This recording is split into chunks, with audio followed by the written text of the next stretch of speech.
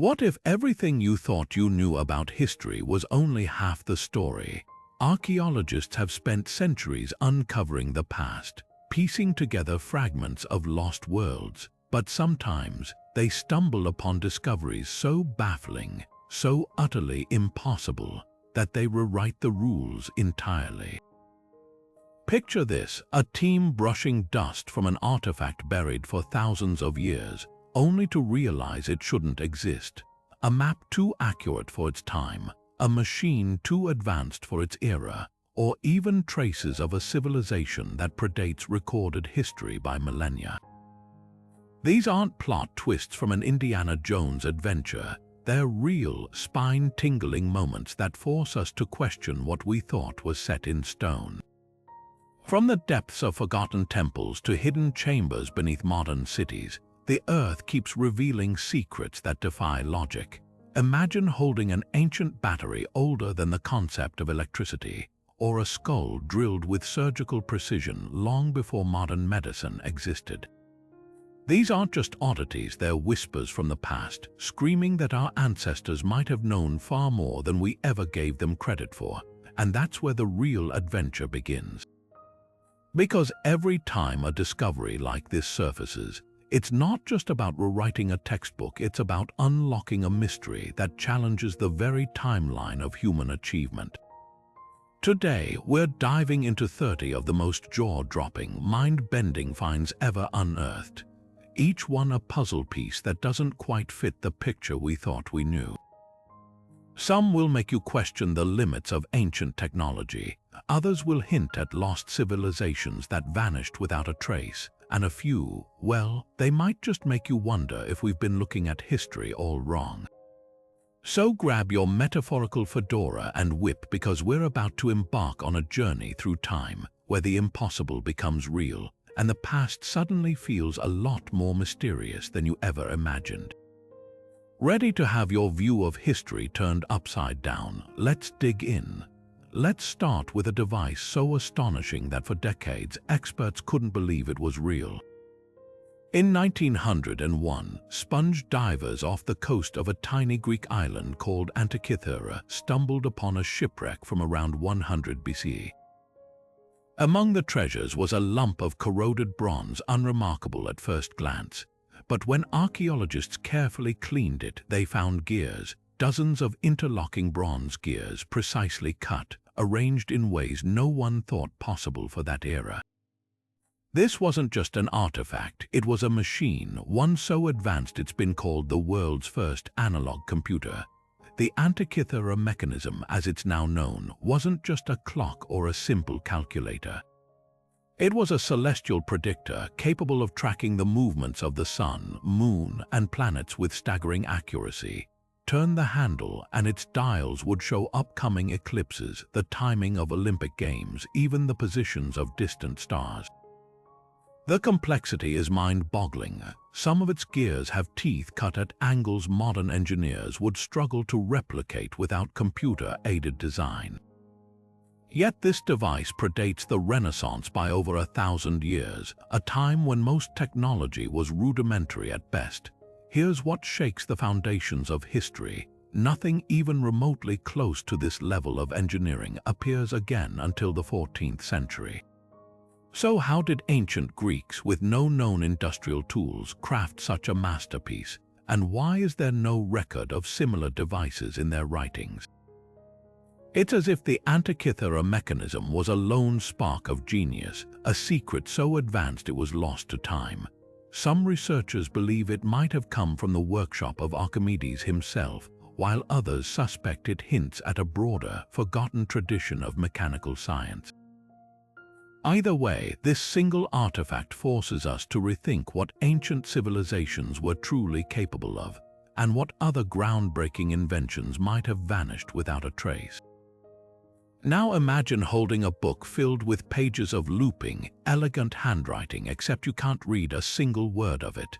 That's the enigma of the Voynich Manuscript, a 400-year-old tome discovered in 1912 by a Polish book dealer named Wilfrid Voynich. At first glance, it looks like a medieval herbal or scientific text, packed with intricate illustrations of plants that don't exist, celestial diagrams no astronomer recognizes, and nude women bathing in what appear to be interconnected green pools. But here's the catch: the language it's written in has stumped every codebreaker, linguist, and historian who's ever studied it. The script itself is unlike anything else on Earth. Its characters flow in a rhythmic, almost musical pattern, yet they match no known alphabet past or present. Over the centuries, everyone from wartime cryptographers to artificial intelligence has tried to crack its code with no success. Some believe it's an elaborate cipher, a secret message waiting for the right key. Others argue it might be glossolalia, meaningless, automatic writing meant to imitate the appearance of language. And then there are the wilder theories that it's alien communication, a lost proto-language, or even an alchemist's private notes, intentionally garbled to hide the secrets of the Philosopher's Stone. But the illustrations deepen the mystery. Those unidentifiable plants, some botanists suggest they could be extinct species or fantastical hybrids dreamed up by the author. The astrological charts include constellations that don't align with any known historical records, while the so-called bathing women scenes have been interpreted as everything from fertility rituals to depictions of microscopic life, centuries before the invention of the microscope. Carbon dating places the book's vellum pages firmly in the early 15th century, yet its contents feel eerily out of time. Perhaps the most chilling possibility is that the manuscript isn't a hoax at all, that it represents genuine knowledge from a culture or tradition that vanished without a trace. After all, history is full of lost technologies and forgotten sciences, from Greek fire to Damascus steel. What if the Voynich Manuscript is another piece of that puzzle, a glimpse into a world view so different from our own that we simply lack the context to understand it? Until someone cracks its code, if that's even possible, it remains one of history's most tantalizing blank pages, whispering secrets we can't yet hear. In a dusty corner of the Baghdad Museum sits a collection of unassuming clay jars small enough to hold in your hands, their yellow surfaces cracked with age. But inside lies a secret that challenges everything we assume about ancient technology. These artifacts, dated to around 250 BC, aren't just pottery, they're the infamous Baghdad Batteries. Each jar contains a rolled copper cylinder housing an iron rod, all sealed with asphalt. Fill one with vinegar or grape juice, and something extraordinary happens. It generates electricity. The discovery, made in 1936 near the ruins of a Parthian village, sparked a debate that still rages today. Could these jars really have been ancient batteries? Experiments show they produce around 1 volt of power, not enough to light a modern bulb, but sufficient for electroplating gold onto silver or creating mild tingling sensations. Some theorists argue they might have been used for religious rituals, giving worshippers a literal, divine shock during ceremonies. Others suggest medical applications, like early forms of electrotherapy documented in Greek and Roman texts. Yet skeptics push back. The asphalt seals, they note, would have prevented easy access to the liquid inside, making practical use awkward. No wires or conductors have ever been found nearby, and Mesopotamian texts never mention electrical concepts. Could these simply be storage vessels for sacred scrolls, with the iron rods acting as rust-resistant cores? The truth is, we may never know for certain.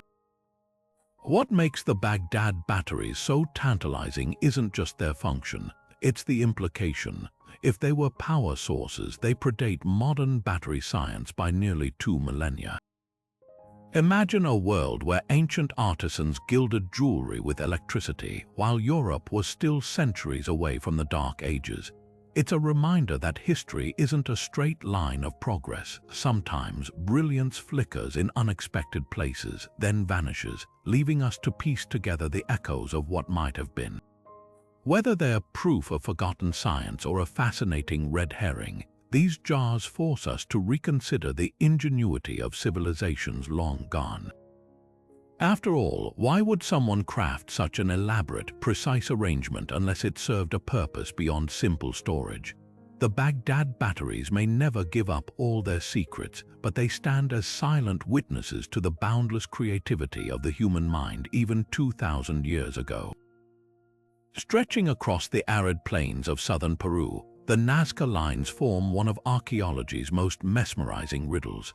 These enormous geoglyphs, some as long as 1,200 feet, were carved into the desert floor between 500 BC and 500 CE, yet they remained virtually unnoticed until the 1920s when pilots flying overhead spotted them for the first time.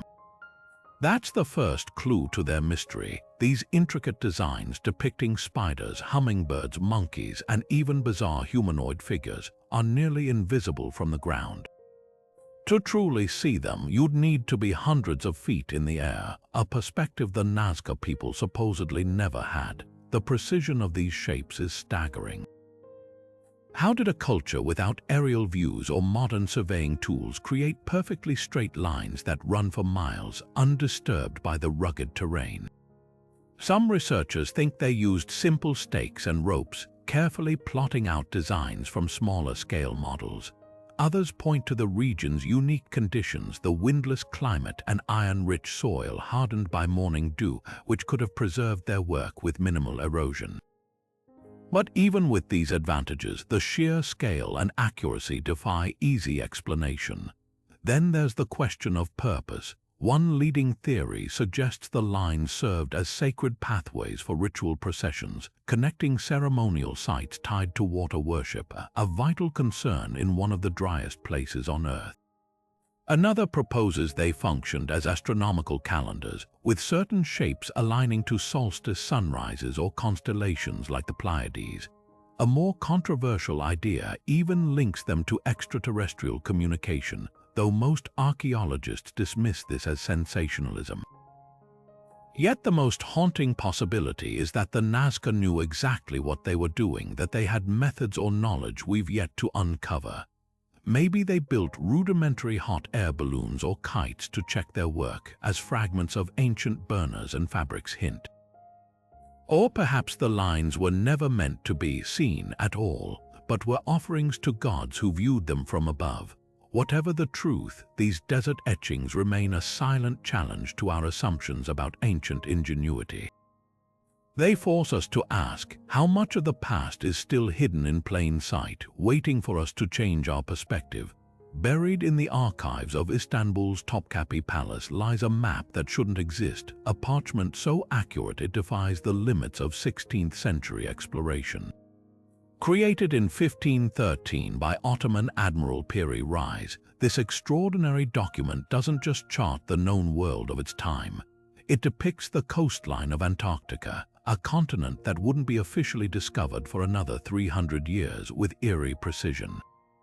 But here's what truly chills historians. The map shows Antarctica without its ice cap, a sight no human could have witnessed since at least 4000 BC.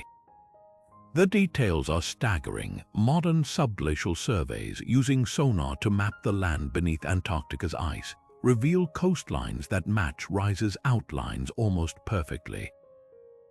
How could a 16th century cartographer know the shape of a landmass buried under miles of ice? Reis himself claimed his map was pieced together from earlier sources, including charts dating back to Alexander the Great's era. This raises a spine-tingling possibility. Were there ancient civilizations with knowledge of Antarctica's true geography, millennia before recorded history? Some researchers point to the legendary lost civilization of Atlantis, suggesting its sailors might have mapped the world before their society vanished. Others argue that remnants of advanced prehistoric cultures, ones we've yet to uncover, passed down geographical secrets through scattered fragments. Skeptics counter that the similarities could be coincidental, or that Reis might have drawn speculative landmasses based on sailor rumors. But the map's accuracy extends beyond Antarctica. It includes the Andes Mountains, unknown to Europeans at the time, and even hints at the Amazon River's course with unsettling clarity. Then there's the baffling projection style. The Piri-Reis map uses a sophisticated spherical trigonometry method, a technique supposedly not developed until centuries later. If ancient seafarers truly possessed such advanced cartography, what else did they know? Could entire chapters of human exploration have been lost to time, leaving only cryptic traces like this map? Every time a scholar examines its faded lines, the same question lingers. Are we looking at the work of a brilliant admiral or the last echo of a forgotten world's genius?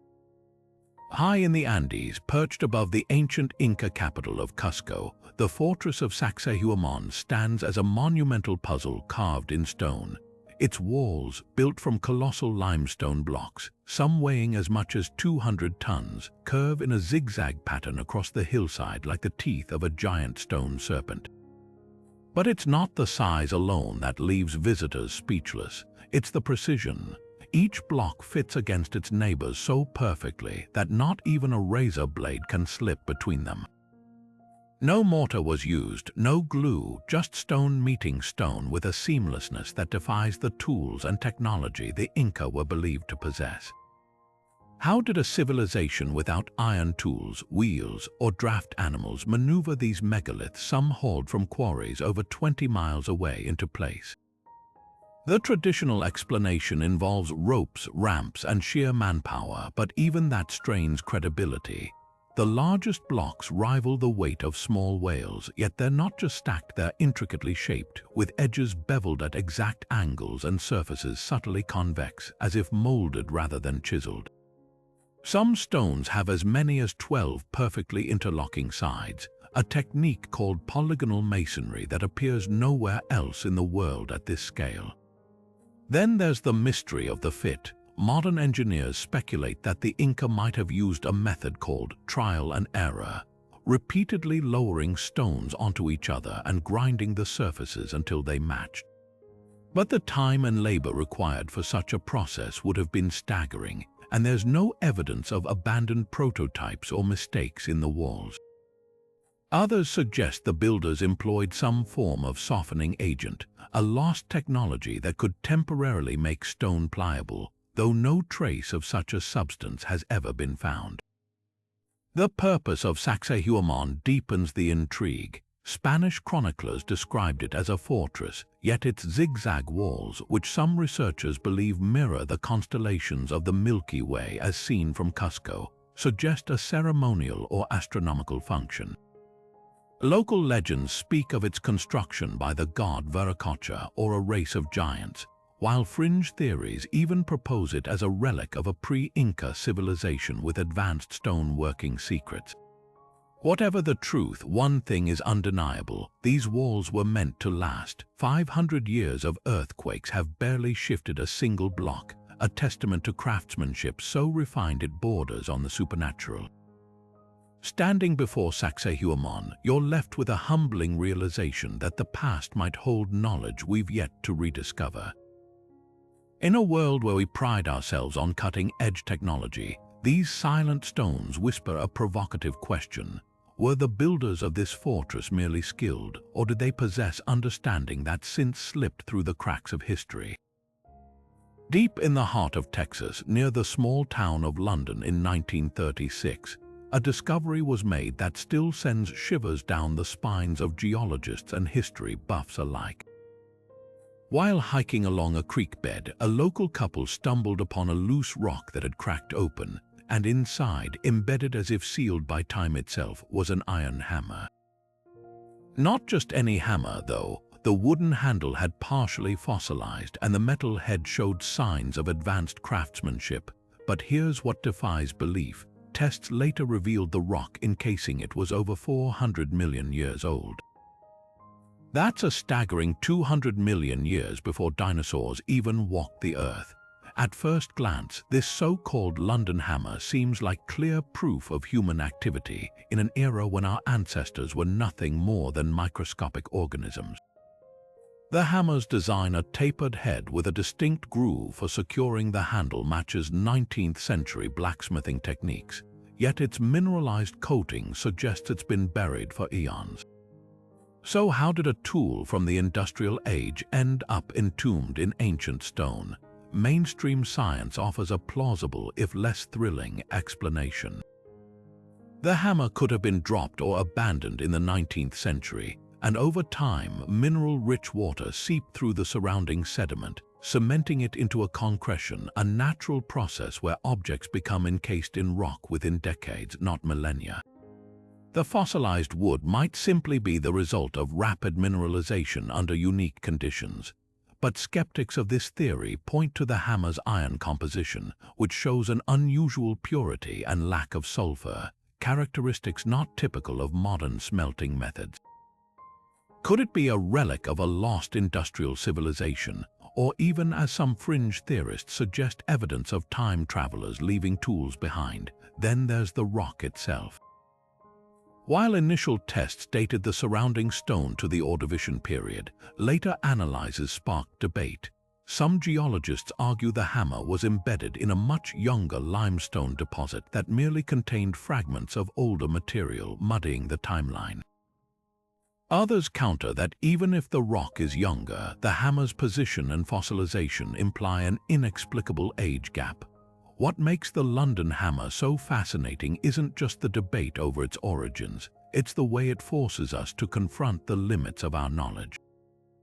Geology and archaeology rely on layers of evidence to reconstruct the past, but anomalies like this hammer remind us that nature, and perhaps history, can play tricks on our assumptions.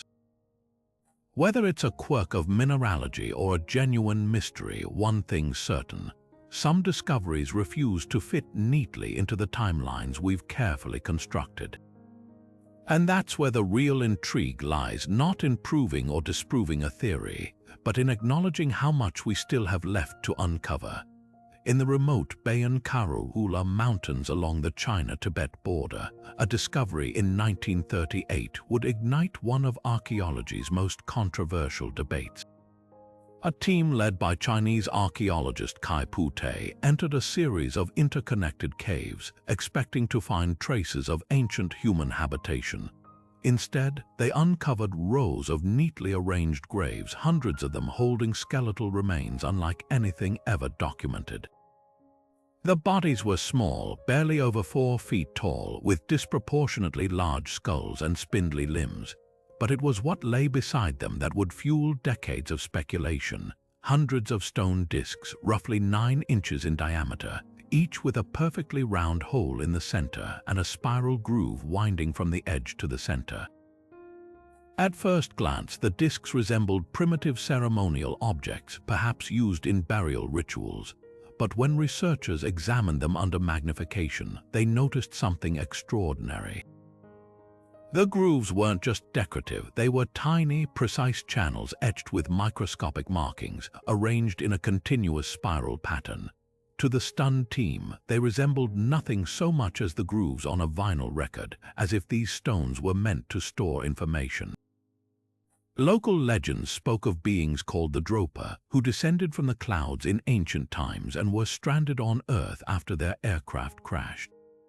Could these discs be their story? Initial translations of the markings, later published by Russian researcher Dr. Tsum-Nui in 1962, suggested an even more astonishing narrative. According to his contested interpretation, the text described a spacecraft from a distant star system crashing in the mountains 12,000 years ago. The survivors, the Dropa, were unable to repair their vessel and gradually integrated with local tribes, their origins fading into myth. Skeptics immediately dismissed the claims, pointing out that no peer-reviewed studies verified the translations, and the original discs vanished during China's political upheavals in the mid-20th century. Without physical evidence, the story risked becoming another fringe legend. Yet recent analysis of surviving fragments adds new layers to the mystery. Advanced microscopy revealed the grooves were indeed man-made, carved with tools far finer than those typically associated with Neolithic cultures. Some researchers propose they could be an early form of binary code or a symbolic language, though no cipher has yet unlocked their meaning. Even more baffling, Geological testing dated the stones to approximately 12,000 years old, a time when mainstream history insists humans were only beginning to transition from hunter-gatherer societies. What makes the Dropa stones so compelling isn't just the question of what they are, but why they exist at all. If they're merely ceremonial objects, why the painstaking, almost mechanical precision of their grooves? If they're a hoax, how did anyone in the 1930s have the technology to create microscopic engravings on stone without leaving modern tool marks? And if by some wild chance they are records of an ancient encounter, what does that say about the threads of truth woven into humanity's oldest myths? Perhaps the most haunting possibility is that the Dropa discs represent a lost chapter in human history, one where the line between myth and reality blurs. Cultures worldwide speak of star visitors, from the Dogon's knowledge of Sirius to Sumerian tales of the Anunnaki. Could these stones be physical evidence of such encounters, or are they simply artifacts of a sophisticated but entirely earthbound culture we've yet to understand? Until more discs resurface or new translations emerge, the stones remain silent sentinels of a mystery that challenges not just our past but our place in the cosmos. Hidden beneath the unassuming countryside of Zhejiang Province, China, lie the Longyu Caves, an underground labyrinth so vast and meticulously crafted, it feels like stepping into the set of an ancient sci-fi epic. Discovered purely by accident in 1992 when a curious villager drained a local pond, these caverns stretch across an unbelievable 30,000 square meters. That's the size of 4 football fields carved entirely by hand over 2,000 years ago. But here's what defies logic. Despite their staggering scale and precision, there's not a single historical record, scroll, or legend that mentions their construction. It's as if the workers vanished, taking their secrets with them. Walls as smooth as glass curve into arched ceilings, every surface covered in uniform chisel marks so precise they look machine-made. The caves descend up to 100 feet underground, with pillars strategically placed to support the weight of the rock above, an engineering feat that would challenge modern architects. Even more baffling is the acoustics. Clap your hands in certain chambers, and the sound reverberates with an eerie, almost musical clarity, suggesting the builders understood principles of sound amplification lost to time. Who dug these caverns and why? Local myths whisper of emperors hiding treasures or secret military bases, but the caves show no signs of habitation, no soot from torches, no artifacts, just empty, echoing space. Some researchers point to the quarry theory that the sandstone was mined for building projects, yet no nearby structures match the stone's composition. Others propose a ceremonial purpose, noting that the patterns on the walls mirror those found in nearby Neolithic pottery.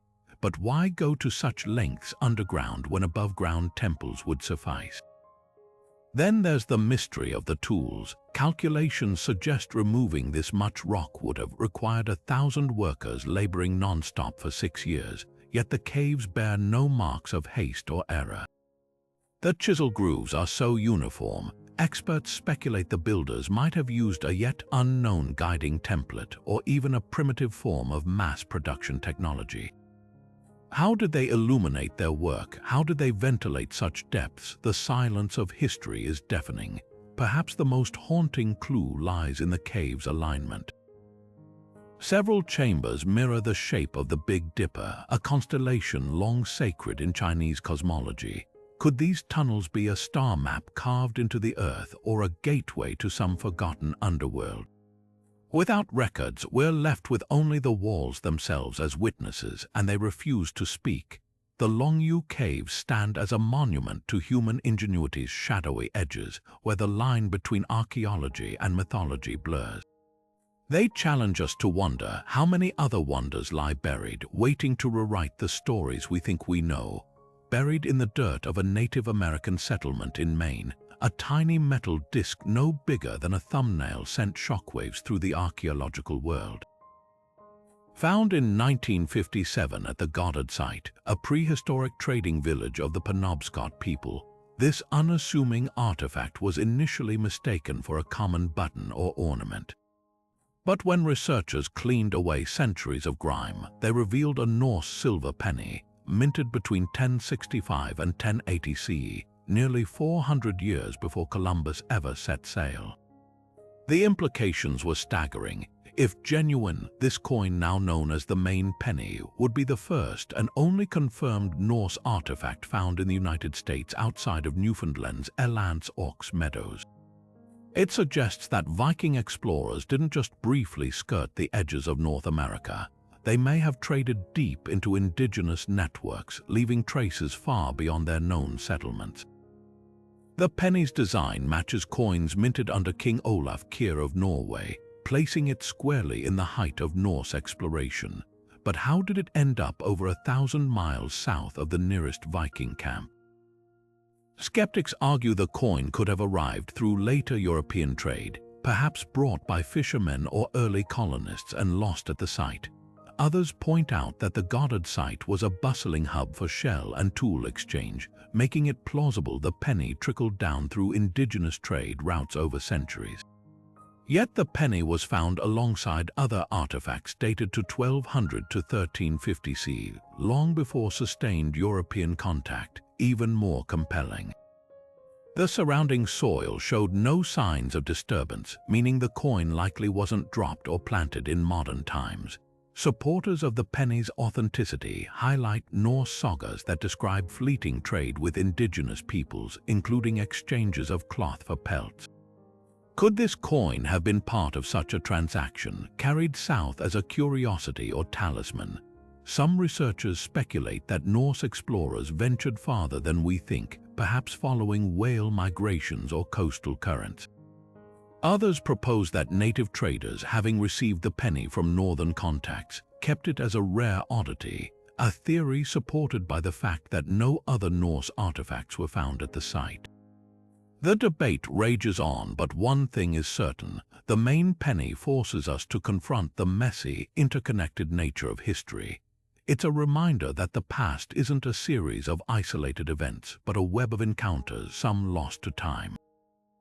Whether it's proof of direct Viking exploration or evidence of vast indigenous trade networks spanning continents, this humble coin challenges the textbook narrative of who discovered America and who was really shaping its story all along.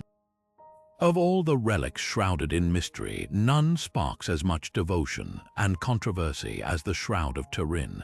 This 14-foot-long linen cloth, housed in the Cathedral of St. John the Baptist in Italy, bears the faint but unmistakable imprint of a crucified man, complete with wounds matching the biblical account of Jesus' execution. For centuries, pilgrims have revered it as the actual burial shroud of Christ, while scientists have wrestled with a question that defies easy answers. How does an ancient piece of fabric capture a three-dimensional image so detailed that it shows individual whip marks, bloodstains, and even what appears to be pollen from plants native to Jerusalem? The shroud first surfaced in historical records in the mid-14th century, but its origins remain hotly debated. In 1988, radiocarbon dating seemed to deliver a decisive blow to its authenticity. Tests conducted by 3 independent labs placed the cloth's creation between 1260 and 1390 CE, far too recent to be connected to Jesus.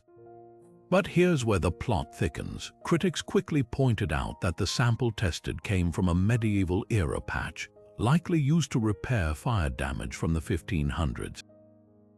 Later studies analyzing pollen and textile weaving techniques suggest the shroud's linen matches first-century Judean craftsmanship, not medieval European methods. Then there's the image itself. No one has been able to fully replicate how it was formed. It's not painted, dyed, or scorched instead. The markings result from a superficial oxidation of the linen's fibers, as if the cloth was briefly exposed to an intense directional burst of energy. Research from the Italian National Agency for New Technologies even proposed that the image could have been created by ultraviolet light, though no known technology from any era could produce such an effect. The bloodstains, confirmed as type AB, contain traces of bilirubin, consistent with someone who endured severe trauma, yet the image lacks the distortions you'd expect from a cloth draped over a body, almost as if it was projected rather than pressed. Skeptics argue the shroud is an elaborate medieval forgery, possibly created using a primitive form of photography or chemical rubbing. But if that's the case, why does the image encode three-dimensional data, a feature only understood by modern science? Why do the wounds align so precisely with Roman crucifixion practices, knowledge lost for centuries after the fall of Rome? Perhaps the most haunting question isn't about the shroud's authenticity, but what its existence says about the limits of our understanding. Whether divine artifact or inexplicable anomaly, it challenges us to confront how little we still know about the past and the mysteries that refuse to fit neatly into any timeline. For every test that casts doubt, another raises new questions, leaving the shroud suspended between faith and science, its secrets woven as tightly into the fabric as the image itself. Scattered across the river deltas and jungles of southern Costa Rica, the stone spheres of the Diquis culture are a puzzle wrapped in granite. Ranging from the size of a bowling ball to colossal orbs over 8 feet in diameter and weighing 16 tons, these artifacts are so unnaturally perfect that early explorers refused to believe they were man-made. Some thought they were the work of Atlantis survivors or even alien visitors until archaeologists confirmed their origin to the Diquis people around 600 CE. But that's where the explanations start to unravel, because the real mystery isn't just who made them, but how and why in a society with no known metal tools or written records. The precision is mind-bending. Using only stone hammers and abrasives, the Diquis sculpted these spheres from gabbro, a volcanic rock so hard it blunts modern chisels. Yet their surfaces are smoothed to within millimeters of true sphericity, a feat that would challenge today's engineers with laser-guided equipment. Even more baffling is their distribution. Some sit in geometric clusters aligning with celestial events, while others guard ancient village sites like silent sentinels. A few were found half-buried in riverbanks, suggesting they might have been rolled from distant quarries, though no one knows how a pre-wheel culture moved multi-ton stones through dense jungle. Local legends offer cryptic clues. The Boruca people, descendants of the Diquis, speak of the spheres as the skulls of the gods, thrown by celestial beings to mark sacred spaces. Some researchers theorize they were status symbols for chiefs, their size reflecting power. Others propose they functioned as astronomical markers, with certain groupings pointing to solstice sunrises or the star Sirius. The most tantalizing theory that they're physical remnants of a lost geoglyph culture, like Nazca's lines but carved in 3 dimensions, a language of shapes meant to be read from above. Yet the sphere's fate deepens the intrigue. When Spanish colonizers arrived in the 16th century, they documented the orbs but dismissed them as pagan idols, even rolling some into ravines. Later, banana plantations bulldozed dozens more for farmland, while treasure hunters dynamited them, convinced gold lay inside. Of the original 300 estimated spheres, only a handful remain in their original positions, their meanings scattered like the fragments left behind. What lingers today is the unsettling genius of their creation. Without blueprints or written language, the Diquis achieved near mathematical perfection, leaving behind artifacts that refuse to reveal their purpose. Were they maps, monuments, or messages to the future? The stones keep their secrets, but their silent presence reminds us that some of history's most profound achievements don't need words, just a shape so flawless it defies time itself. In the dusty outskirts of Ica, Peru, a collection of stones has sparked debates that blur the line between ancient art and outright impossibility.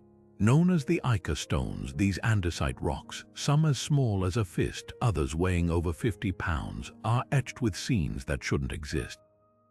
Dinosaurs grazing beside human figures, surgeons performing what looks like organ transplants, astronomers peering through telescopes at celestial bodies invisible to the naked eye.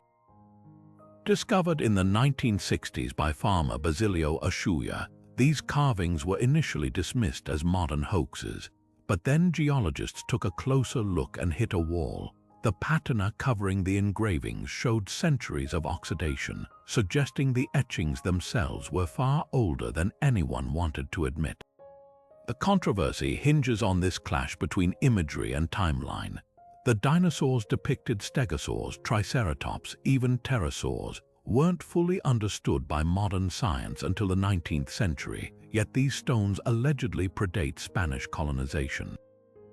Even more baffling are the medical scenes, detailed illustrations of C-sections, blood transfusions, and what appears to be brain surgery, complete with instruments resembling modern scalpels.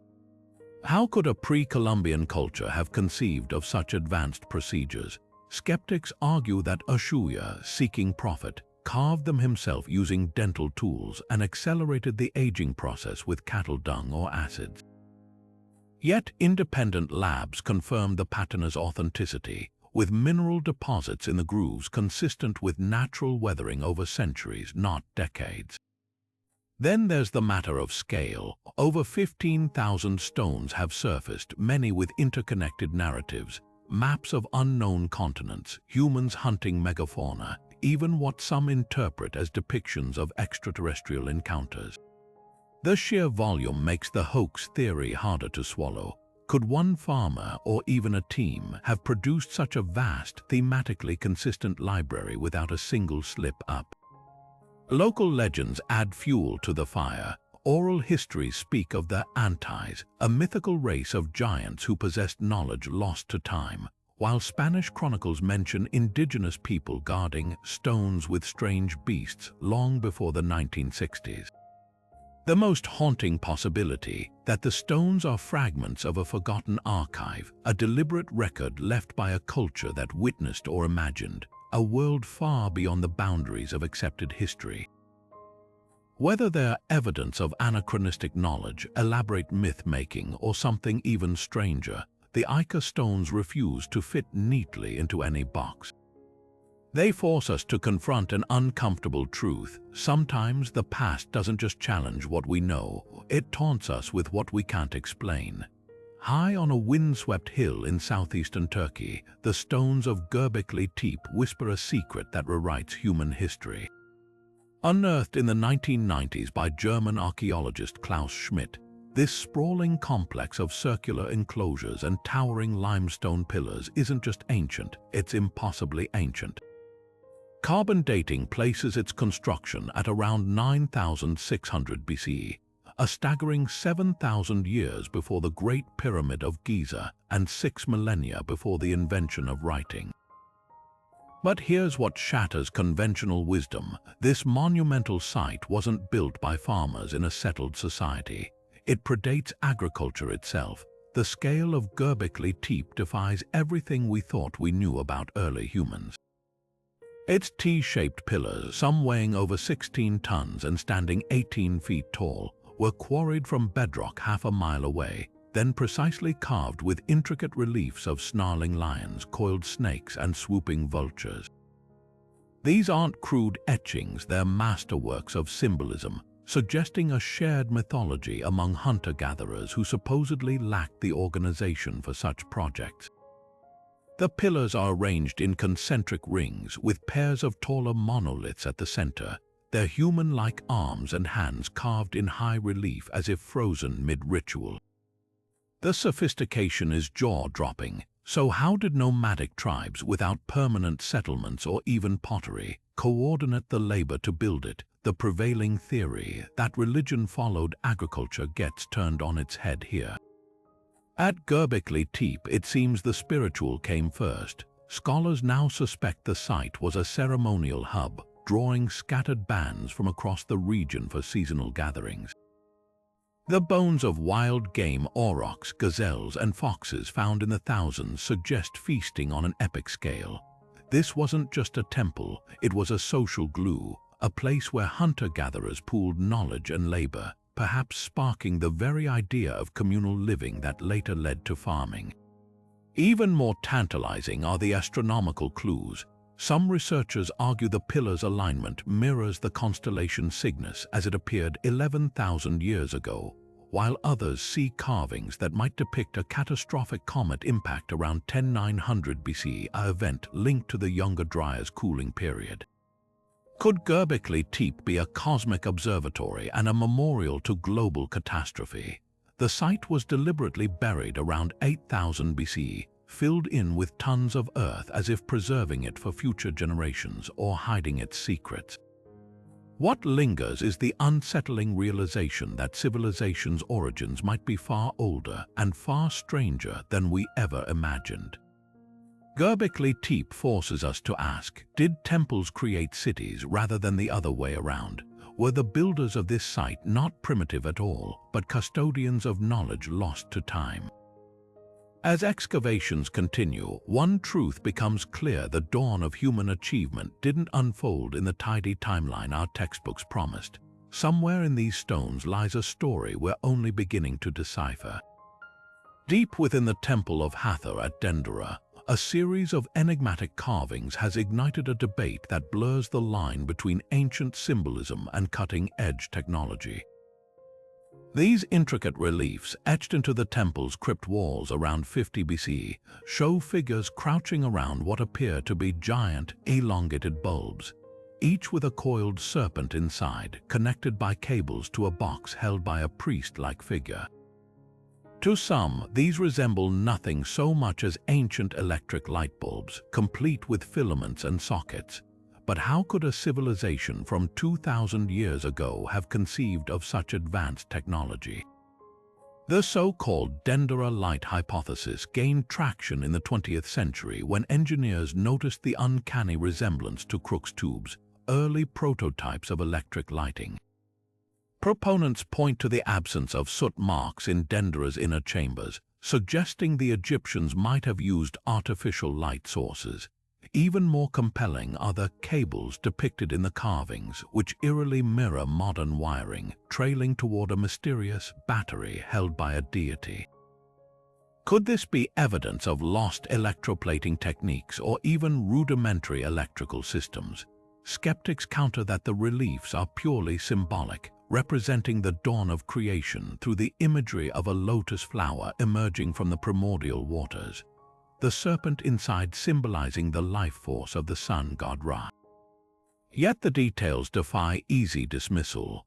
The bulbs are shown in clear technical detail, with filaments meticulously carved as wavy lines, a deliberate choice not found in other symbolic Egyptian art.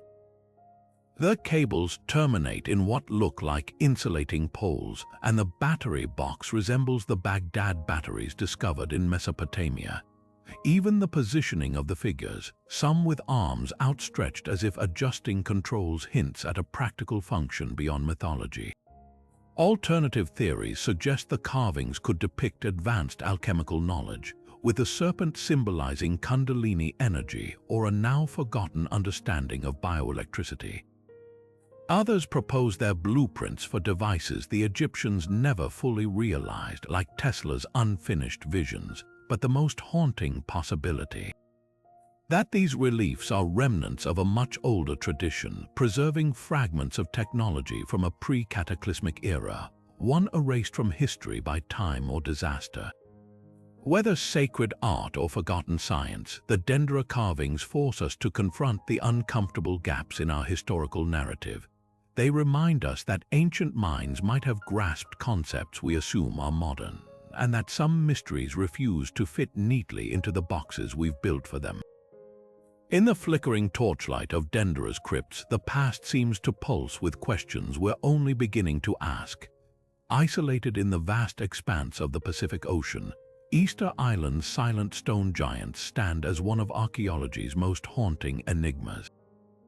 The Moai, nearly 900 of them, dot the island's coastline, their hollow eyes staring inland as if guarding secrets lost to time. Carved from volcanic tuff between 1200 and 1600 CE, these towering figures average 13 feet tall and weigh a staggering 14 tons each. But their size is only half the mystery. The real puzzle lies in how the Rapa Nui people transported them up to 11 miles across rugged terrain without wheels, draft animals, or even ample timber for sleds, a feat that defies conventional understanding of prehistoric engineering. For decades, researchers grappled with the question, how did a society with no metal tools move these monoliths? Oral traditions spoke of the statues walking to their platforms, a poetic clue that seemed like mythology until experiments revealed a chilling possibility. By rocking the moai side to side with ropes, a technique called walking, teams of just 18 people could maneuver a 10-ton statue several hundred yards per day. The method leaves telltale marks, vertical wear patterns on the statue's bases matching those found on abandoned moai along ancient roads. But this theory doesn't fully explain the island's larger statues, some weighing over 80 tons. For those, the Rapa Nui may have used wooden sledges or log rollers, though the island's infamous deforestation raises another grim question. Did the very act of moving these statues contribute to their civilization's collapse? The ecological angle is as compelling as the engineering. Pollen studies show Easter Island was once lush with palm forests, yet by the time Europeans arrived in 1722, it was a treeless wasteland. Traditional narratives blame the Rapa Nui for ecological recklessness, chopping down trees to transport moai until their society crumbled under famine and warfare. But newer evidence paints a more nuanced picture. Rat bones found in ancient hearths suggest invasive rodents, stowaways on Polynesian canoes, devoured tree seeds, preventing regrowth. Meanwhile, analysis of tools called toki reveals the moai quarries were abandoned abruptly, with half-finished statues left mid-carve. Did a sudden catastrophe strike, or did the Rapa Nui consciously stop building to focus on survival? The statues themselves hint at a society in flux. Early moai are smaller and upright, while later ones grow colossal, some reaching 33 feet, as if competing for prestige. Their red stone top-knots, or pukao, added after transportation, may symbolize chieftain status. Yet by the 18th century, many moai lay toppled, their platforms destroyed. European accounts describe a population decimated by slave raids and disease, but Rapa Nui oral histories speak of internal strife, with clans overthrowing rival statues to strip their spiritual power, known as mana.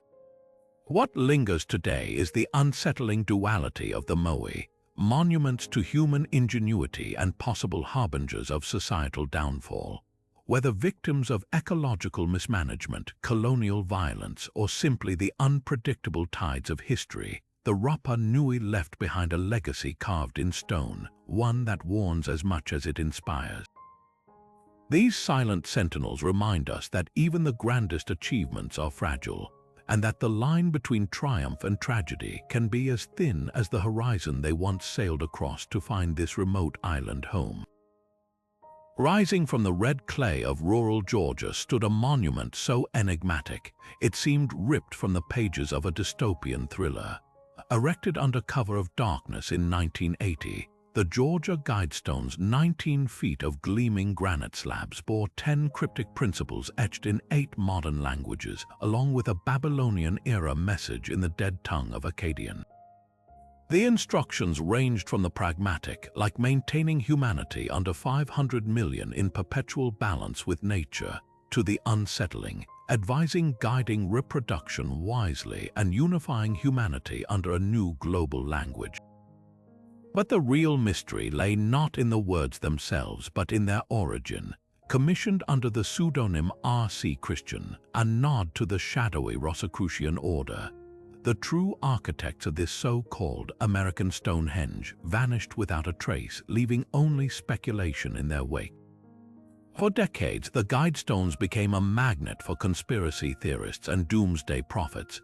Some saw them as a blueprint for global depopulation, pointing to the shockingly precise figure of 500 million, a 93% reduction from current world population. Others decoded astronomical alignments in the structure's slots and holes, noting how they tracked solstices and equinoxes like some ancient observatory. The inclusion of Akkadian, a language dead for millennia, deepened the intrigue. Was this a deliberate nod to the lost wisdom of Babylon's priest astronomers? Even the monument's remote location in Elbert County seemed calculated, sitting at the highest elevation in Georgia with soil reportedly ideal for rebuilding civilization after catastrophe. Then, in July 2022, the mystery took a violent turn. An explosion later claimed by anonymous vandals reduced the guidestones to rubble, followed by authorities demolishing the remnants days later. The destruction only amplified the lure. Had the monument fulfilled its purpose as a temporary warning, or were shadowy forces erasing evidence of a coming agenda? Before its demise, researchers made chilling discoveries. The capstone's engraved coordinates pointed to other megalithic sites worldwide, while the granite itself originated from a quarry linked to elite construction projects across the eastern U.S. What lingers isn't just the question of who built the guidestones, but why they chose granite instead of paper, as if meant to outlast libraries, governments, even civilizations. In an age of digital ephemera, the monument's physicality felt like a message in itself. Some truths are carved not to be debated but endured. Whether a visionary's warning, a cult's manifesto, or an elaborate hoax, the stones forced passers-by to confront uncomfortable futures, and now their absence whispers an even louder question. What happens when the road signs to tomorrow get erased before we've learned to read them? Off the coast of Japan's westernmost island, Yonaguni, lies an underwater enigma that blurs the line between nature's artistry and human ingenuity. Discovered in 1986 by local diver Kihachiro Aratake, the Yonaguni Monument is a massive, terraced structure rising from the ocean floor, its stark right angles and flat platforms so precise they seem carved by deliberate hands. Stretching nearly 160 feet long and 80 feet wide, the formation features what look like staircases, arched gateways, and even a triangular pool, details that scream artificiality. But here's where the debate ignites. If this is a man-made city, it would have been constructed when sea levels were dramatically lower, placing its origins around 10,000 years ago, a time when mainstream archaeology insists humans were barely transitioning from stone tools to agriculture. Geologists argue the monument is a freak of nature, a masterpiece of sandstone weathering. They point to the region's frequent earthquakes, which fracture rock along natural plains, creating sharp edges that mimic human craftsmanship. The stairs, they say, could be parallel joints in the bedrock, eroded over millennia by ocean currents. Even the carved features might be scars from coral and mollusk activity, gnawing at the stone in patterns that deceive the eye. After all, nature has produced other uncanny formations, from the Giant's Causeway in Ireland to the Wave in Arizona, where geology wears the mask of design. But dive deeper and the evidence grows murkier. Marine archaeologist Masaki Kimura, who studied the site for decades, notes the presence of tool marks on certain surfaces, straight grooves too uniform to be random. Nearby, what appear to be quarried stones lie scattered like abandoned construction materials. Most compelling, a massive humanoid face carved into one section, its features eerily reminiscent of Moai statues. If natural, why would erosion sculpt something so distinctly anthropomorphic? Skeptics counter that pareidolia, the human tendency to see faces in random patterns, plays tricks on observers. Yet even they admit the monument's lay outdefies typical sedimentary layers, with terraces stacked at perfect 90-degree angles uncommon in natural formations. The controversy intensifies when you consider the timeline. 10,000 years ago, Yonaguni would have been part of a land bridge connecting Japan to Taiwan, a region steeped in legends of lost civilizations like the mythical Mu or the Jaman people, known for their advanced pottery but not megalithic architecture. Could the monument be a remnant of a pre-Jaman culture, one that mastered stonework before vanishing beneath rising seas? Ancient pyramids of Egypt align with Orion's belt. Yonaguni's terraces mirror constellations too, suggesting intentional celestial mapping. And then there's the Okinawan folktales passed down for generations that speak of gods drowning cities as punishment for human arrogance. What makes Yonaguni so electrifying isn't just the question of whether it's natural or man-made, it's the possibility that our understanding of prehistoric societies might be hopelessly incomplete. If even one of these features was shaped by human hands, it would upend the timeline of architectural achievement, hinting at a sophistication we've never credited to ancient seafarers. Until a smoking gun, a tool, an inscription, a carbon-dated artifact surfaces from the depths, the monument remains a Rorschach test for explorers. Some see a geological wonder, others the ruins of a world swallowed by time. And perhaps the most haunting truth is this: the ocean keeps its secrets well, letting the stones themselves choose when, or if, they'll ever give up the truth. Stretching across the rolling highlands of northern Laos, the Plain of Jars is one of Southeast Asia's most haunting and little understood mysteries.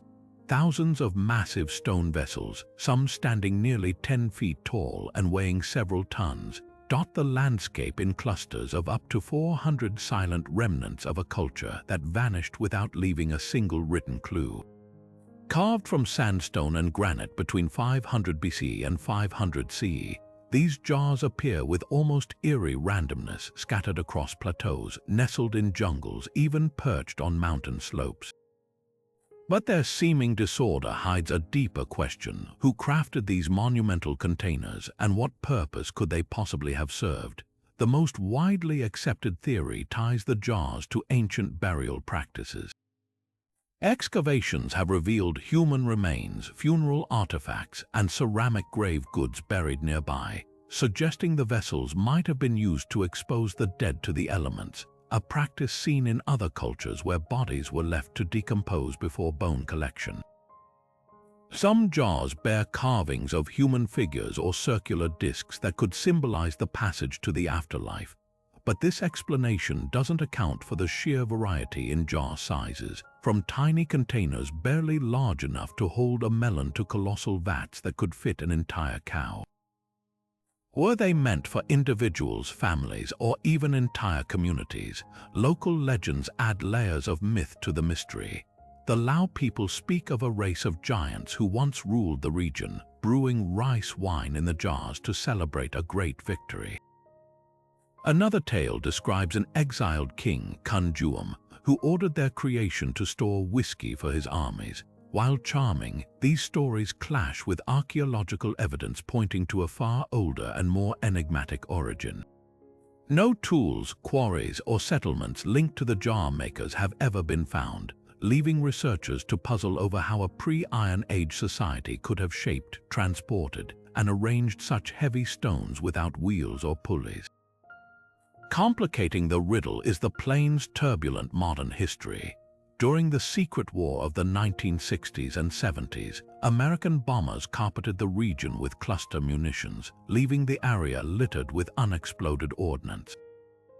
To this day, less than 10% of the known jar sites have been safely cleared for study, meaning the vast majority of these artifacts remain untouched and potentially holding answers just out of reach.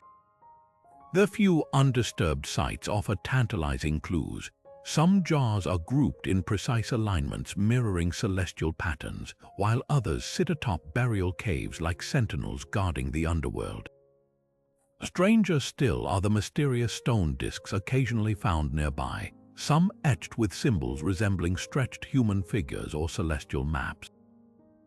Could these have been markers, maps, or even primitive star charts guiding the dead to some long-forgotten resting place? What makes the Plain of Jars so unsettling isn't just the absence of answers, it's the quiet defiance of the stones themselves. Unlike Egypt's pyramids or Cambodia's Angkor Wat, these jars bear no inscriptions, no grand carvings proclaiming their purpose. They stand as open questions carved in rock, refusing to yield their secrets. In a world where so much of history is interpreted through texts and art, The jars remind us that some cultures speak only through the weight of stone, and some stories may remain untold forever. Nestled deep within the rugged mountains of Qinghai Province, China, the Bagong pipes present a geological riddle wrapped in rusted iron. Embedded seamlessly into million-year-old sandstone cliffs, these hollow metal tubes snake through rock formations dated to a staggering 150,000 years old, long before humans supposedly mastered iron smelting. Discovered in the late 1990s by researchers investigating local legends of a pyramid in the area, the pipes vary in size from toothpick-thin strands to massive 16-inch diameter conduits, all exhibiting an eerie uniformity that defies natural explanation. At first glance, the pipes seem like industrial relics, except they're encased in stone layers untouched by human hands for millennia. Chemical analysis reveals a composition of 30% iron oxide mixed with silicon dioxide and calcium oxide, consistent with processed metal rather than raw ore. Stranger still, some tubes contain traces of radioactivity, while others branch at near-perfect right angles, suggesting deliberate design rather than random mineral deposits. Local herders whisper of ancient sky gods who built these structures, but geologists offer a tamer theory. The pipes could be fossilized tree roots or mineralized fissures, where iron-rich fluids once seeped through porous rock, leaving behind tubular casts over eons. Yet the precision nags at skeptics. Tree roots don't typically form symmetrical grids, nor do they span hundreds of feet underground, as drilling surveys suggest the Bagong network does. Some pipes extend into nearby caves where they're arranged in patterns resembling drainage systems or ventilation shafts. Even more perplexing are the fragments found near a saltwater lake, their interiors scorched as if subjected to extreme heat, fueling speculation about forgotten furnaces or energy conduits. The timeline is what truly fractures conventional wisdom. If human-made, the pipes would predate the earliest known iron artifacts by 140,000 years, implying an advanced civilization lost to prehistory. Alternative theorists point to the region's high-altitude lakes and electromagnetic anomalies, wondering if the site was once some kind of power plant or astronomical observatory. Mainstream archaeologists counter that no tools, slag heaps, or cultural artifacts have been found nearby to support such claims. What lingers is the uneasy clash between observation and assumption. The Bagong pipes force us to confront the limits of our historical narratives. Whether geological oddities or evidence of a technological dark age, they stand as rusty question marks hammered into the bedrock of time, reminders that the Earth might still hold blueprints to chapters we've yet to read. Tucked away in Sweden's National Library, the Codex Gigas isn't just a book, it's a behemoth, weighing in at 165 pounds and stretching nearly 3 feet tall. This 13th century manuscript earned its nickname, the Devil's Bible, not just for its sheer size, but for the chilling legend clinging to its vellum pages. According to lore, a disgraced monk named Herman the Recluse made a pact with the devil to create it in a single night, trading his soul for the ability to complete the impossible. The proof, a grotesque full-page illustration of Satan himself, grinning from the parchment with eerie, knowing eyes. The reality is almost as unsettling as the myth. Carbon dating places the Codex's creation around 1230 CE, and while no scribe could have produced it in one sitting, the consistency of the handwriting suggests a single author toiled in isolation for decades. Imagine the dedication or desperation required to transcribe the entire Latin Vulgate Bible, along with historical texts, medical treatises, and even exorcism formulas, all in flawless calligraphy. Yet the most haunting feature isn't the text, it's the infamous devil portrait. Towering beside sacred scripture, the illustration depicts Satan with clawed hands, emaciated ribs, and unnaturally vibrant green skin, flanked by 2 lesser demons. The page opposite shows the heavenly city, as if the scribe deliberately framed the cosmic battle between good and evil. Scholars still debate why such a blasphemous image was included in a devotional work. Some argue it served as a warning against temptation, a visual sermon on the wages of sin. Others note the ink's composition matches the rest of the manuscript, suggesting the portrait wasn't added later as vandalism but was always part of the plan. Then there's the eerie coincidence. The codex abruptly ends mid-sentence during a chronicle of early saints, as if the scribe vanished mid-task. Was this the moment Hermann's bargain came due? The book's tumultuous history deepens the mystery. Stolen as war plunder by Swedish troops in 1648 from Prague's imperial collections, it survived fires, sieges, and even a fall from a castle window. Legend claims the devil cushioned its landing. Modern forensic studies reveal darker secrets, faint fingerprints in the margins, possibly left by monks tracing the demon's likeness in fear or fascination. Even the vellum tells a story. Researchers estimate the hides of 160 donkeys were used, a staggering investment for a single manuscript. What makes the Codex Gigas so compelling isn't just the devil on page 290. It's the way it blurs the line between piety and heresy, devotion and obsession. Whether the work of a penitent scribe or a man who truly believed he'd bargained with darkness, this colossal tome forces us to confront the extremes of human ambition. After all, the scariest part of the legend isn't the idea that the devil helped write a book, it's the possibility that someone thought they needed him to. Deep in the forests of Bosnia, a series of massive stone orbs has sparked a debate that pits geological skepticism against the tantalizing possibility of a lost ancient civilization. Scattered near the town of Zavodovosy, these spherical stones, some weighing over 30 tons, display an almost uncanny symmetry, with diameters varying from a few feet to over 10 feet across. At first glance, they resemble the famous stone spheres of Costa Rica, but their European setting raises an even more provocative question. Could these be evidence of an advanced prehistoric culture that once thrived in the heart of the Balkans? The most striking of these orbs, known as the Bosnian stone ball, boasts a near-perfect spherical shape with a mathematically precise radius, its surface smooth to a degree that feels almost unnatural. Locals have long whispered about the stone's mystical properties, calling them the footballs of the gods, while some researchers suggest they might have served as astronomical markers or territorial boundary symbols. But mainstream geologists aren't convinced. They argue these formations are the result of concretion, a natural process where minerals accumulate around a core, hardening into spherical shapes over millions of years. Similar phenomena can be found worldwide, from Utah's Moqui marbles to New Zealand's Kautu boulders, yet the precision of the Bosnian spheres defies easy explanation. Unlike typical concretions, which often show irregular pitting or cracking, some of these stones exhibit unnaturally smooth surfaces with minimal erosion despite centuries of exposure. Even more intriguing are the claims of electromagnetic anomalies detected near certain orbs, leading fringe theorists to speculate about hidden energy grids or ancient technology. Archaeologist Semir Osmanagic, infamous for his controversial Bosnian pyramid claims, insists these stones are man-made, pointing to tool marks and alignment patterns that suggest deliberate placement. Skeptics counter that the tool marks are likely weathering patterns and the alignments could be coincidental. What complicates the debate is the absence of any known culture in the region with the technological capability or motivation to carve and move such massive stones.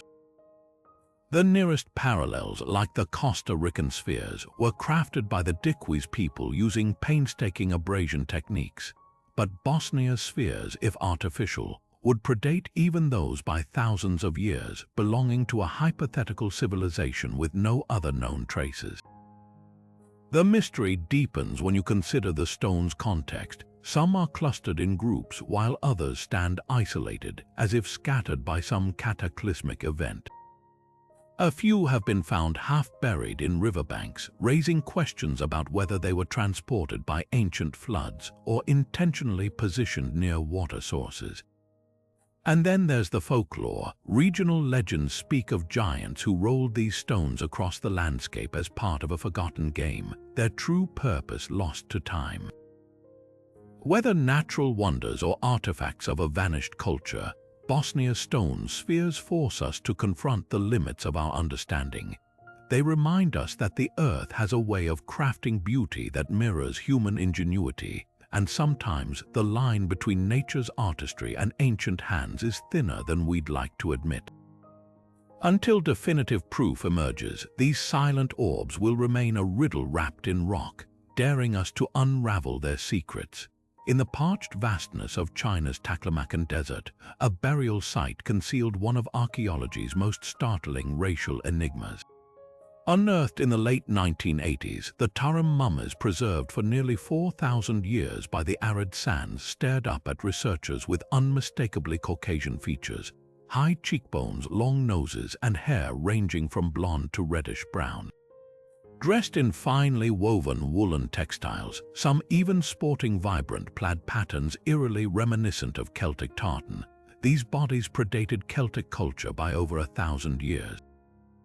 How did people of European descent come to rest in the heart of Asia centuries before the Silk Road connected these distant worlds?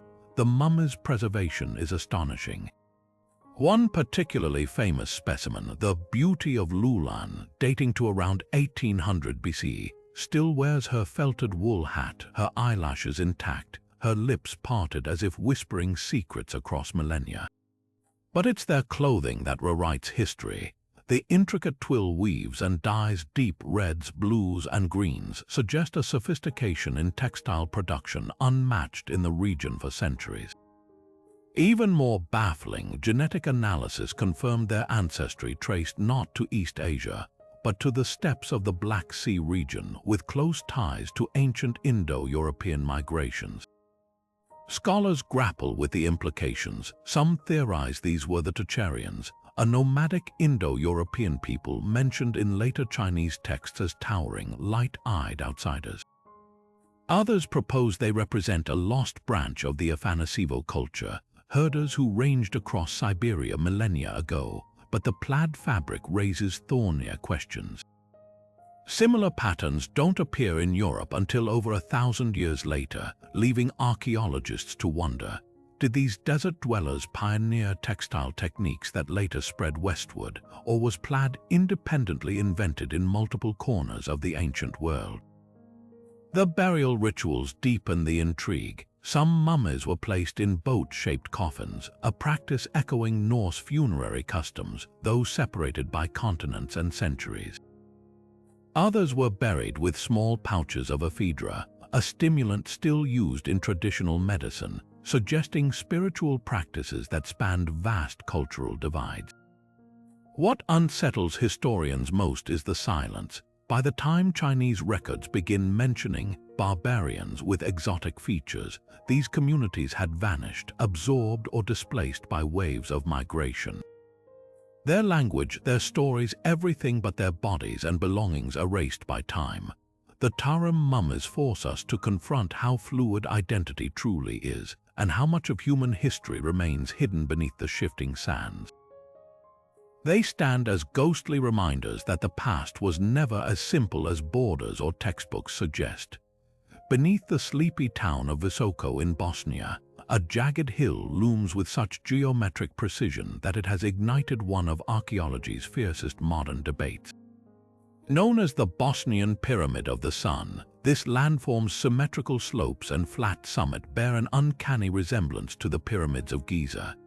Except according to controversial researcher Semir Osmanagic, it's not a hill at all, but a 12,000-year-old man-made structure predating any known civilization capable of such feats.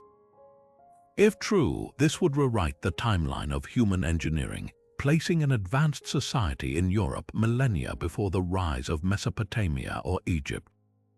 But the scientific establishment isn't just skeptical, they're outright dismissive, branding the claims as fantasy wrapped in pseudoscience. Osmanagic's team points to peculiarities that defy natural explanation. Core drilling samples allegedly revealed layers of concrete-like blocks beneath the hill's surface, arranged with uniform thickness and composition. Thermal imaging suggests hollow chambers and underground tunnels, some stretching for miles, with smooth, angular walls that appear artificially carved. Most provocatively, instruments detected beams of electromagnetic energy shooting vertically from the pyramid's apex, a phenomenon Osmanagic interprets as evidence of ancient energy technology. Local legends add fuel to the fire, speaking of a time when the Old Ones built mountains to harness the power of the sky. Geologists counter that Visoko's so-called pyramids are textbook examples of flatiron formations, created when sedimentary rock layers erode at different rates, leaving steep, triangular faces. The region's tectonic activity could explain the underground tunnels as natural fissures, while the concrete might simply be conglomerate rock cemented by mineral deposits over eons. As for the electromagnetic anomalies, they could stem from mineral veins or even buried power lines from modern infrastructure. Yet the mystery deepens when you examine the broader landscape. Nearby hills, dubbed the Pyramids of the Moon and the Dragon, align with the Sun pyramid in a perfect isosceles triangle, a pattern unlikely to occur randomly. Independent researchers have noted that the structure's orientations mirror celestial constellations, with the Sun pyramid's northern face aligning precisely with the solstice sunrise, much like its Egyptian counterparts.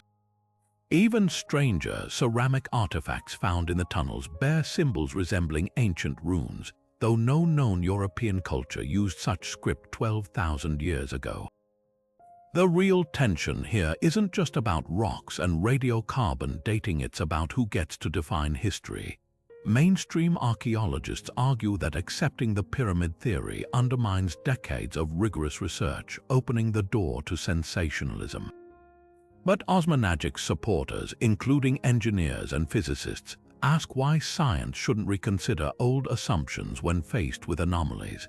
After all, Göbekli Tepe was once dismissed as a medieval cemetery before its true revolutionary age came to light.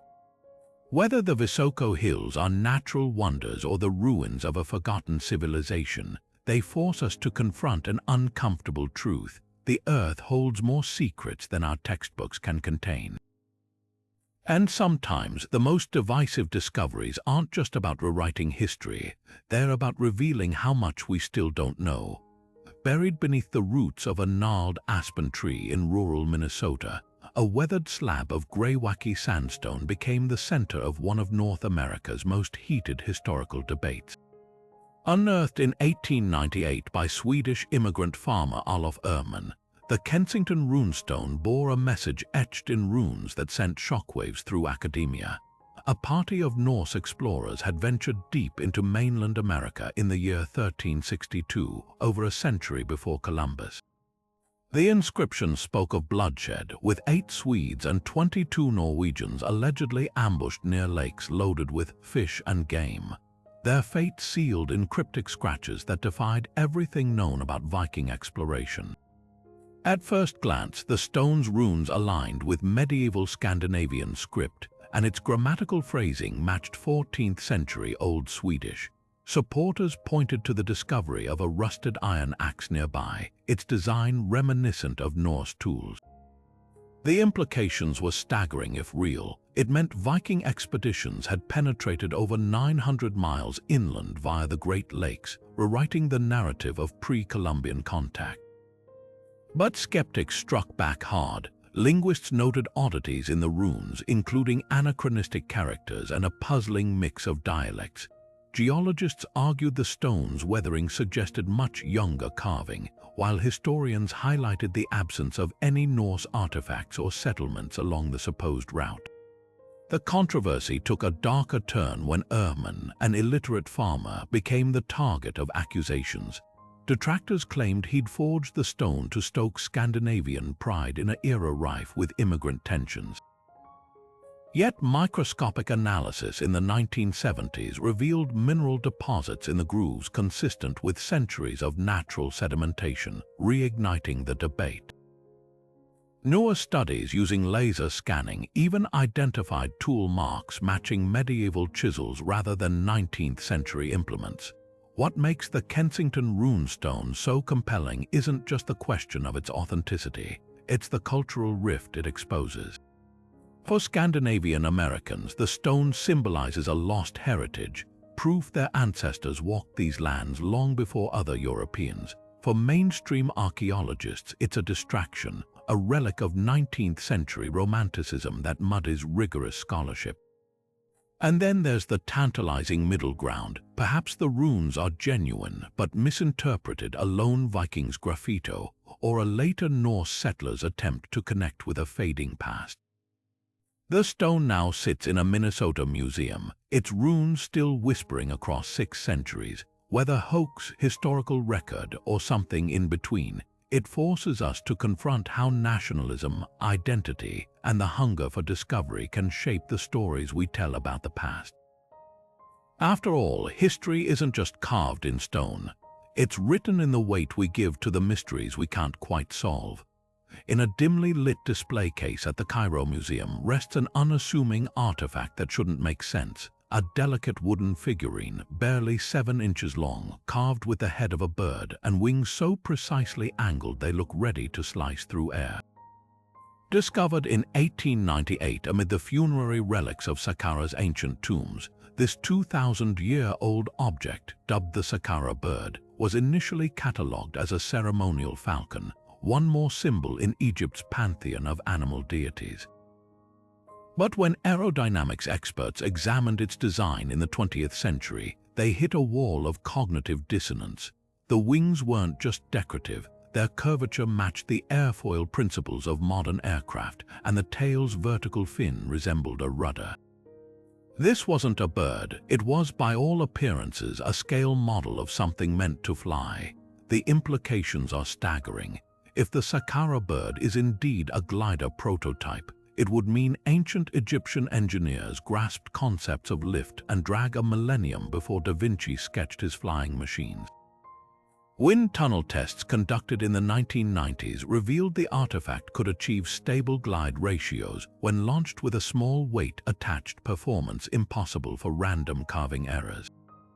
Even more telling, the lack of legs or feet, a deliberate omission if the object was meant to replicate a bird in flight rather than perched.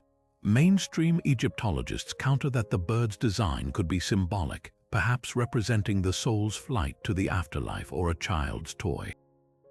After all, no hieroglyphs mention aviation, and no full-scale counterparts have ever been found, but proponents of the glider theory highlight subtle clues.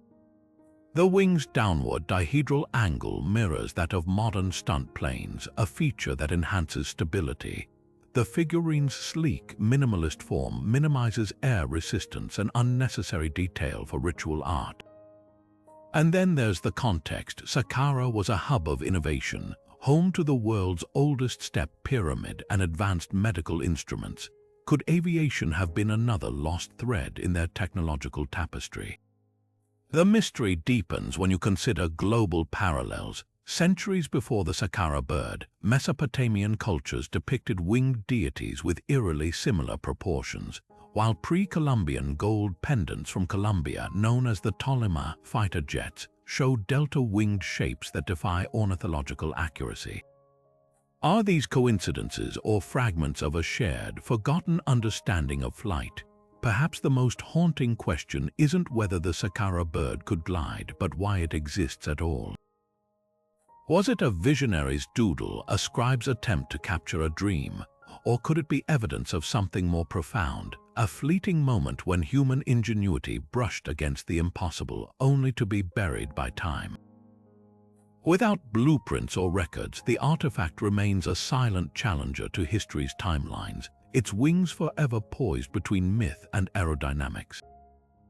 Buried beneath the shifting sands of Iraq's Al Ubaid archaeological site, a collection of 7,000-year-old statues has ignited debates that blur the line between ancient art and extraterrestrial encounter.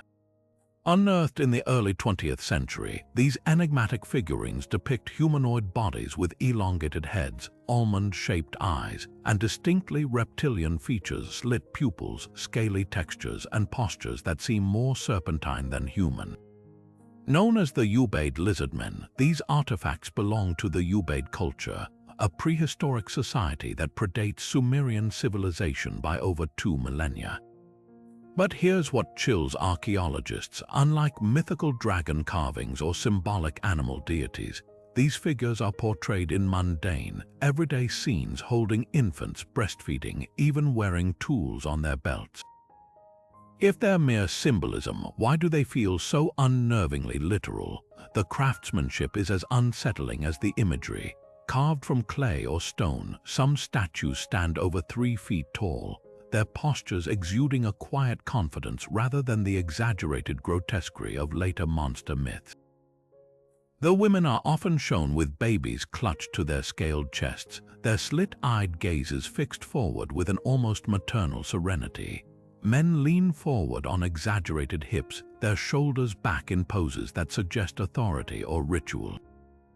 Even more bizarre are the hybrid figures, human bodies topped with lizard heads, or reptile torsos fused with human limbs, as if the artists were documenting gradations of some unholy taxonomy. Mainstream archaeologists propose these represent shamanic totems, perhaps linked to water deities in a region where snakes symbolized fertility and rebirth.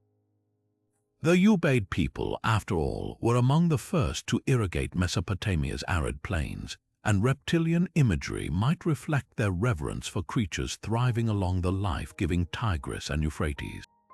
But ancient astronaut theorists pounce on the statue's anatomical precision.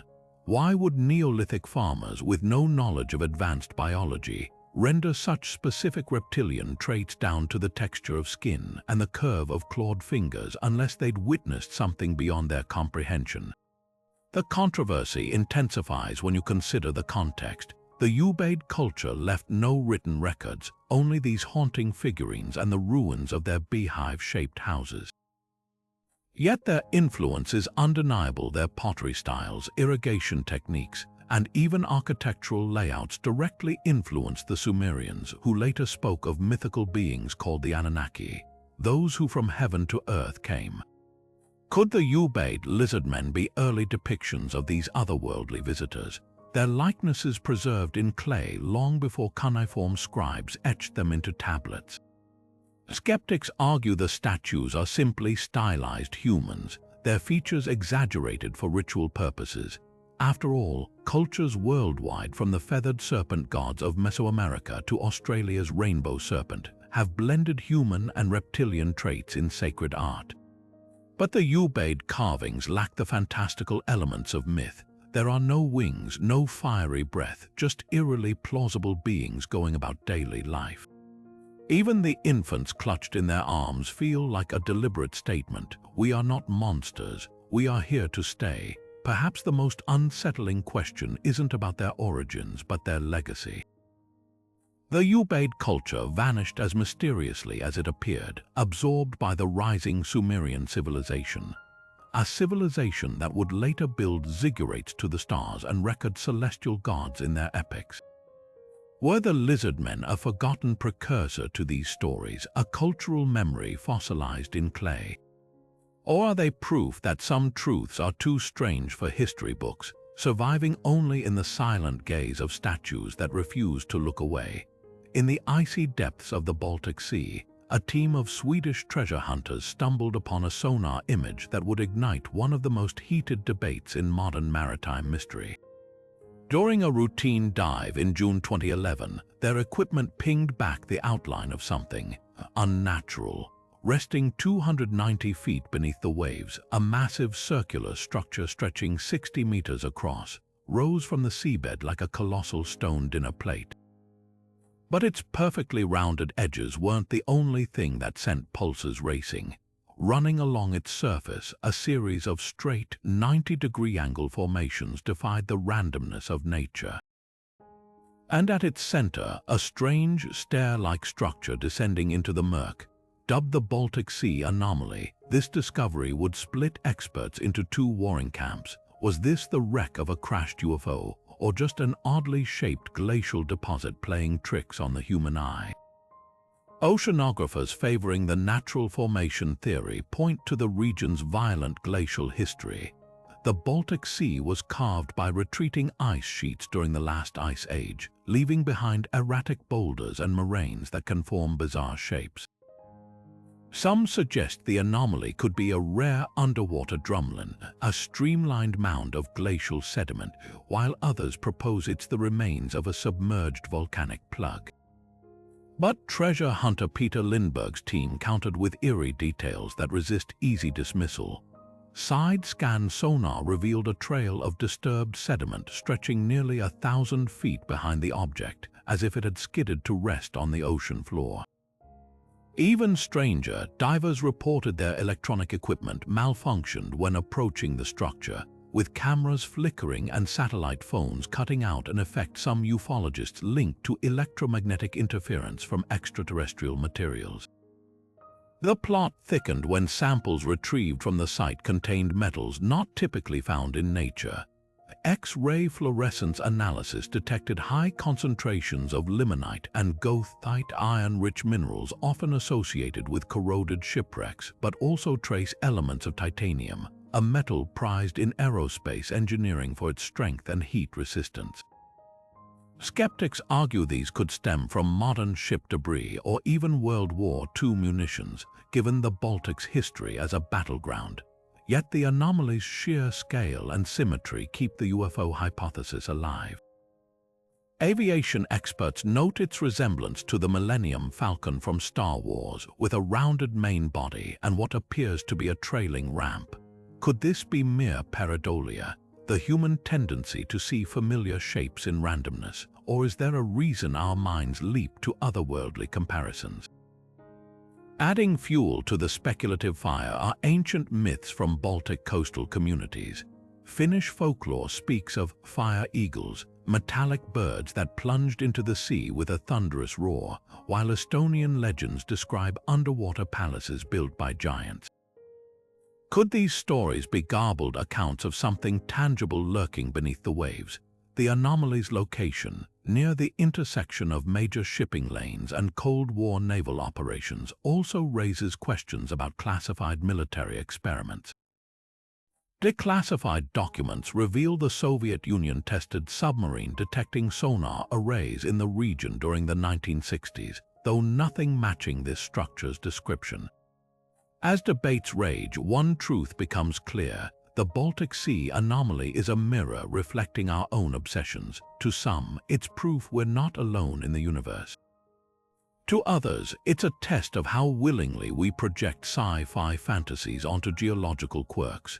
Until a manned expedition can recover irrefutable evidence, a task complicated by the site's depth and murky visibility, the anomaly remains a Rorschach blot in the ocean's dark. Whether glacial fluke or cosmic visitor, it captivates precisely because it refuses to fit neatly into any box. And perhaps that's the real lesson here. The sea, like history itself, guards its secrets jealously, revealing just enough to keep us questioning what lies beneath. In the quiet banks of the Mureș River in Romania, construction workers made a find that would send shockwaves through the scientific community. Buried 10 meters deep in a layer of sediment dating back 250,000 years, a time when early humans were barely mastering fire, lay a wedge-shaped object unlike anything else from its era.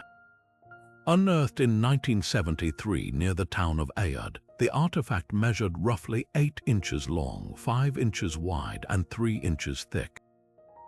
But it wasn't the shape that stunned researchers, it was the material. Lab tests revealed the wedge was composed of an aluminum alloy, a metal humans only began smelting in 1825.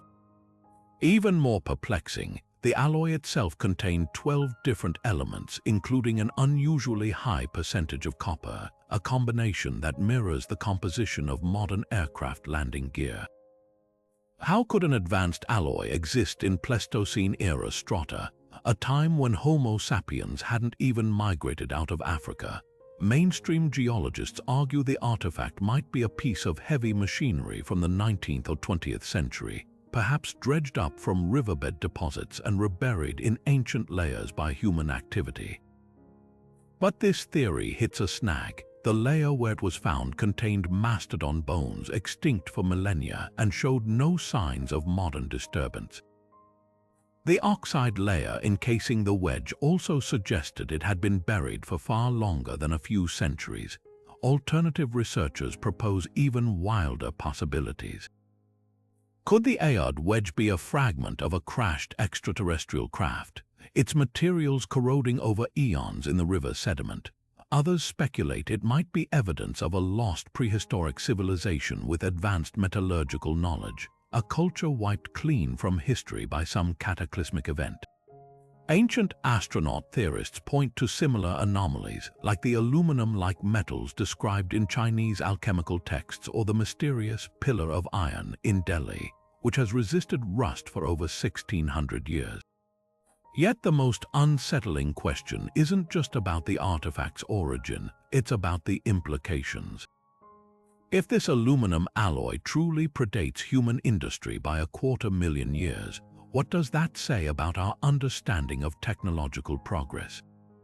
Could there have been brief flashes of advancement snuffed out by time or disaster, leaving only scattered clues behind? The Ayod wedge refuses to fit neatly into any timeline, standing instead as a metallic question mark hammered into the bedrock of history. Until more evidence surfaces, it remains a silent challenge to the stories we tell ourselves about human ingenuity and the possibility that we might not be the first to unlock its secrets.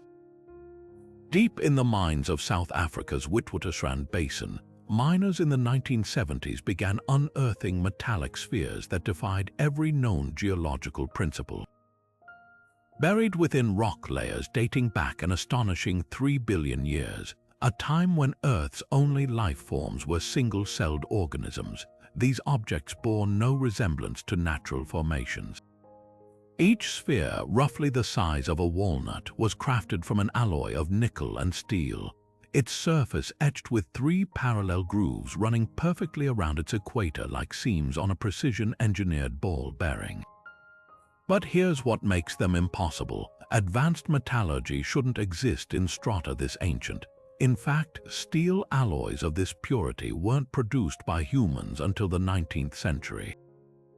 The spheres, now known as the Klerksdorp spheres, exhibit qualities that baffle even seasoned geologists. Under microscopic examination, the grooves show no signs of tool marks or uneven wear. They're seamless, as if molded or machined by technology far beyond primitive methods. Even stranger, some spheres are hollow, with a mysterious spongy material inside that has baffled attempts at chemical analysis. When researchers subjected them to X-rays, the internal structure revealed layered concentric rings, a feature seen in modern industrial bearings designed to reduce friction. These aren't random mineral concretions, they're artifacts of precision engineering buried in rock older than vertebrates, older than land plants, older than almost anything recognizable as life. Mainstream science offers a strained explanation. The spheres could be pyrite concretions, naturally occurring mineral formations that sometimes crystallize in spherical shapes due to sedimentary processes. But this theory crumbles under scrutiny. Pyrite, or fool's gold, forms cubic or octahedral crystals, not flawless spheres with machined grooves. The alloy composition is also all wrong. Natural nickel-iron deposits like those in meteorites lack the purity and uniformity of these objects. And then there's the clincher, the grooves. No known geological process creates parallel, equidistant ridges encircling a sphere with such mathematical regularity. Alternative theories range from the provocative to the downright surreal. Some researchers propose the spheres are remnants of a lost prehistoric civilization, one that achieved technological sophistication before being wiped clean by some global cataclysm. Ancient astronaut enthusiasts take it further, suggesting they could be components of extraterrestrial machinery, left behind by visitors who surveyed Earth when its surface was still a volcanic wasteland. Even more unsettling is the nanotechnology angle.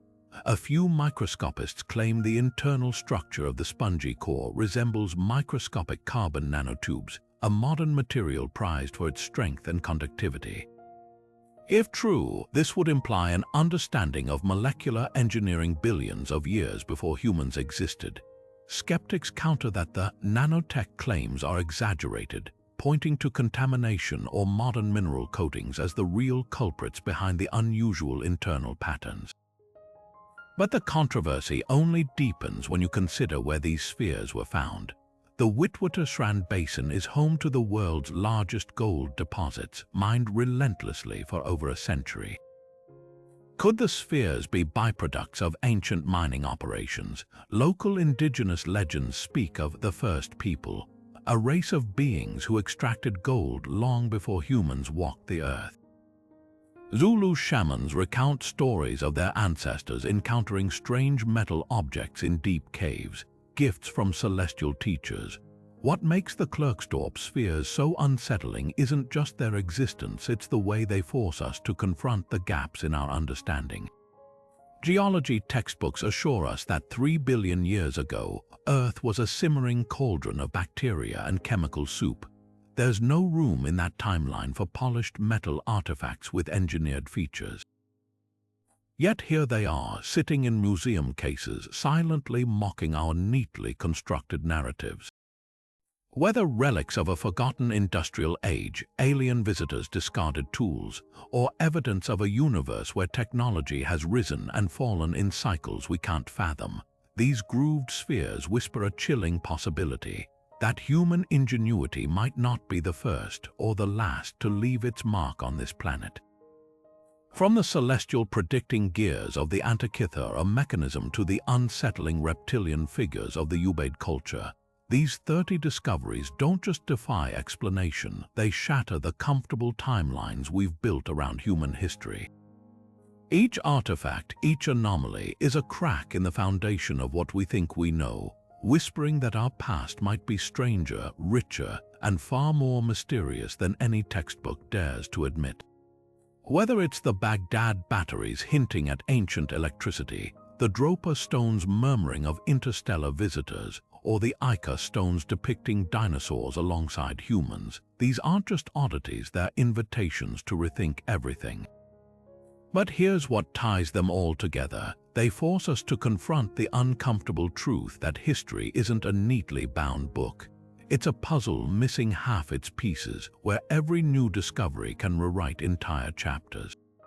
The precision of Sacsayhuaman stonework, the impossible purity of the Ayod wedge, the eerie modernity of the Saqqara bird, they all ask the same haunting question: how much have we forgotten? Could these be remnants of lost civilizations, fleeting moments of brilliance erased by time? Or are they proof that human ingenuity has flickered in and out like a candle in the wind, leaving behind only scattered embers for us to find?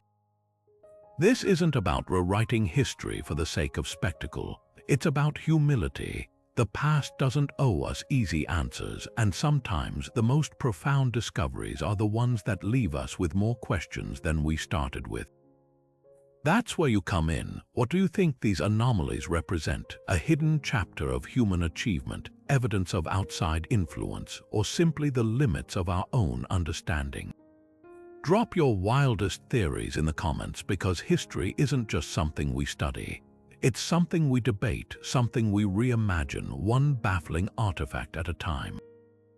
And if you think this was mind-bending, wait until you see what we've got coming next. From submerged cities rumored to be older than the pyramids to cryptic tablets that might hold the blueprints of forgotten technologies, the world's unsolved mysteries are far from exhausted. So hit that subscribe button, because the past isn't done surprising us yet. The next time you brush dirt off an old coin or glance at an ancient carving, remember, you might be one discovery away from unraveling a secret that changes everything. The truth is out there, buried, waiting, and ready to blow your mind all over